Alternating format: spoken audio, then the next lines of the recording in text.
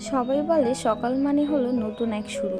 আর আমার কাছে সকাল মানে হলো এক কাপ চা আর এই ছোট্ট ছোট্ট সবুজ বন্ধুদের সাথে কিছুটা সময় কাটানো। প্রতিদিন ঘুম থেকে উঠে যখন আমি আমার এই গাছগুলোর কাছে আসি, তখন মনে হয় পৃথিবীটা যেন একটু বেশি শান্ত আর সুন্দর।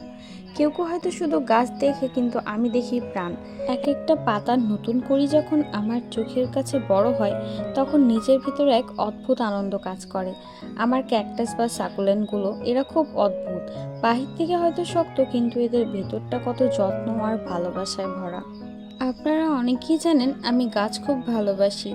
যখন আমি আমার বাগানের এই ছোট্ট ছোট্ট গাছগুলোর যত্ন করি, সারাদিনের সব ক্লান্তি যেন মুহূর্তেই মুছে যায়।